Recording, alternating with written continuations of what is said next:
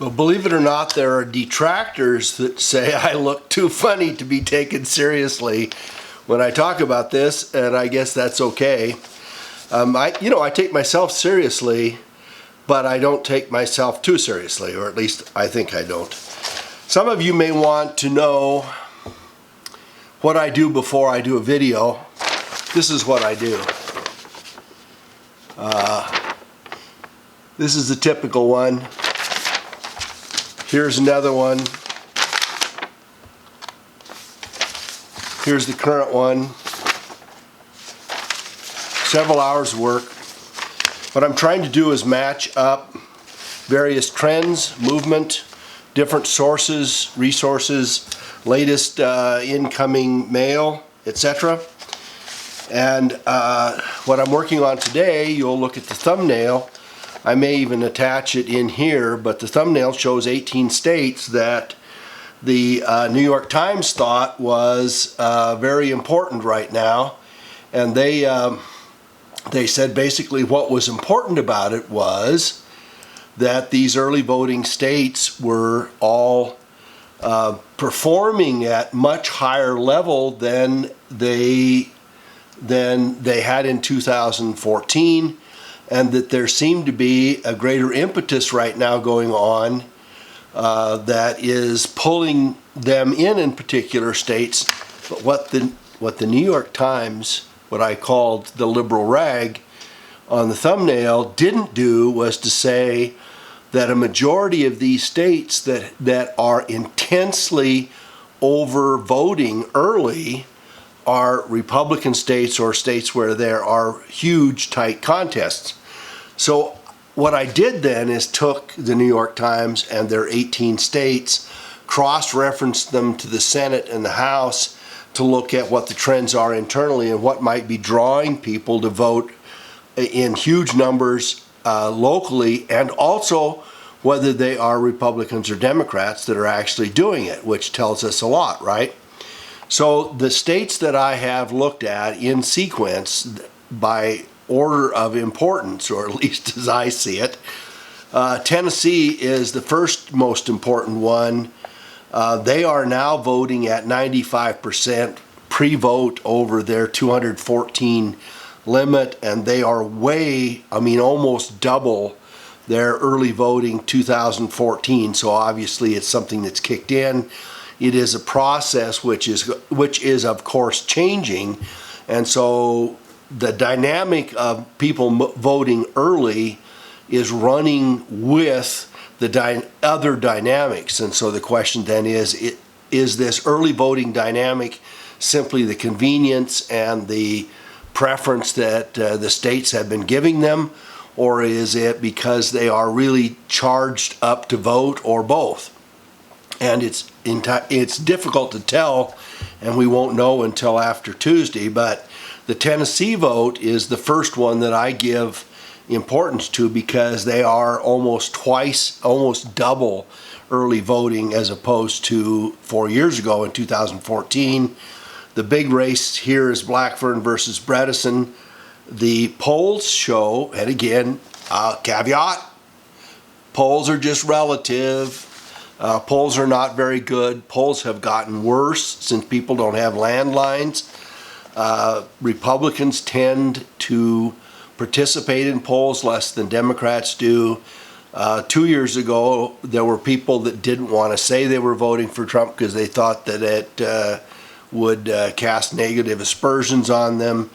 And then there is the polling game play, which most of the pollsters do, where they sample different groups and then they overvalue and overmultiply the Democrats and or the independents in and undervalue the Republicans. So for all of those reasons, the polls are wrong.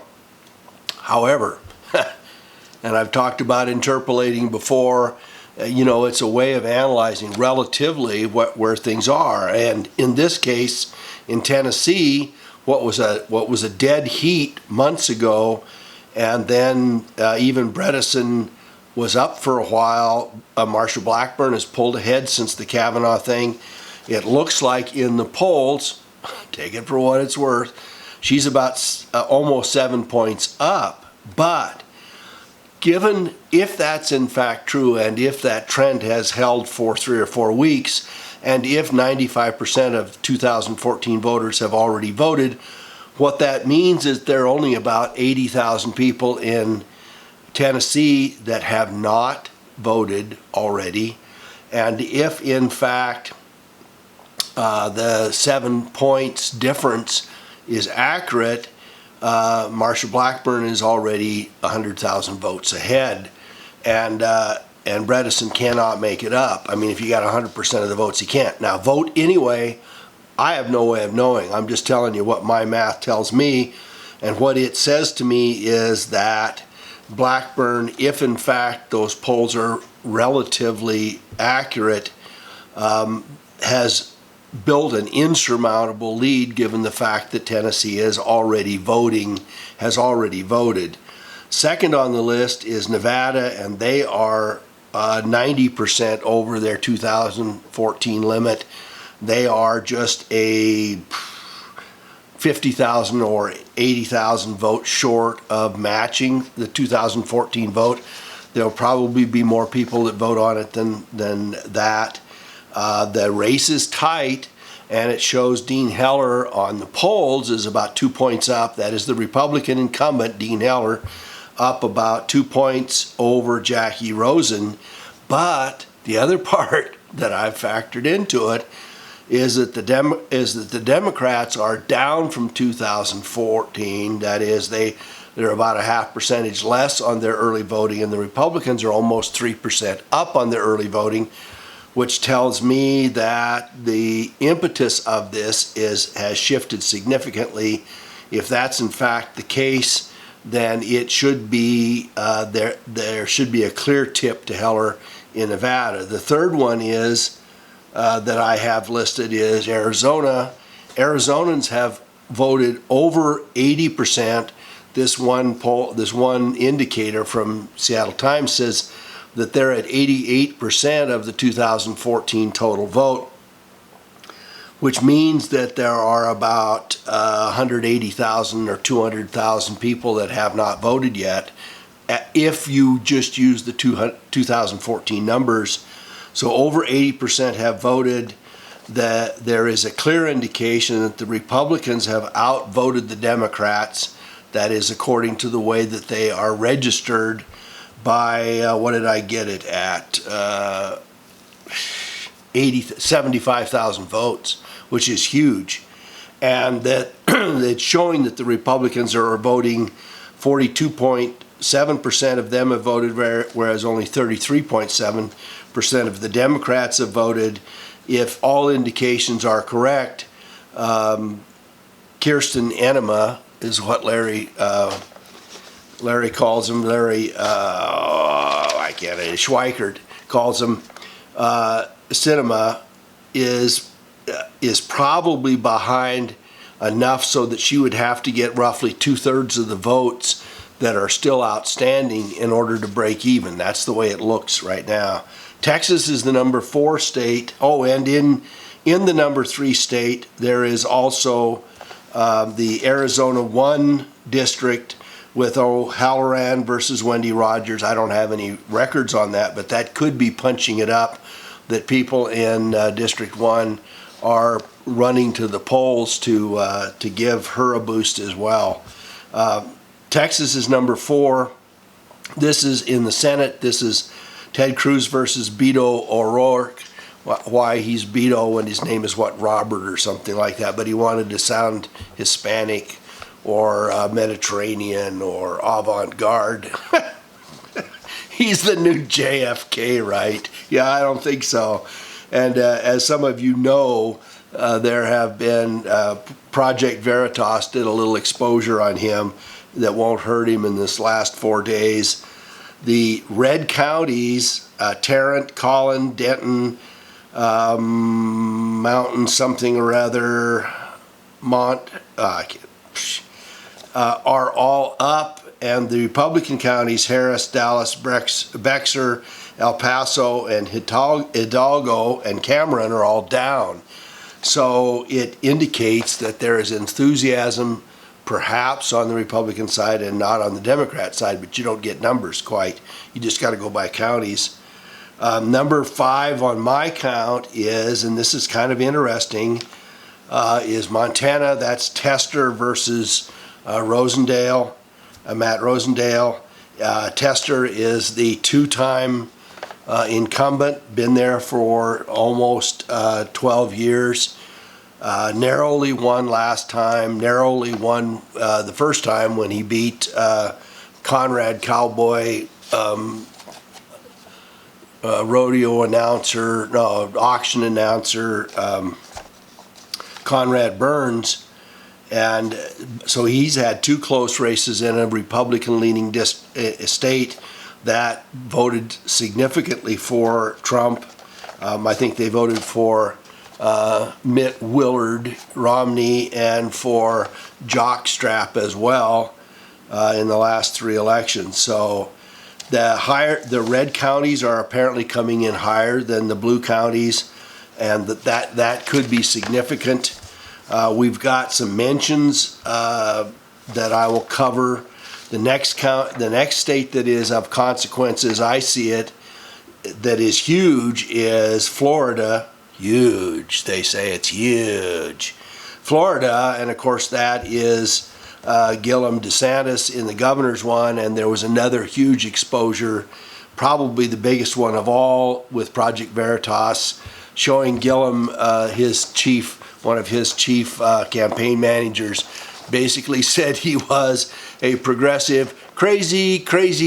Well, triple crazy from your own camp is pretty crazy. So the Republicans in Florida are showing that they're up about 56,000 over where they were in 2014. There's about a 62% increase over prior on 62% of the total vote has already been brought in, and it's significantly above the median from 2014 at this current level. The Republicans look to be out voting their Democrats by, I've got it, they're 56,000 ahead of where they were in 2014, but the Democrats are significantly down. The disparity between 2016 is 160,000 votes.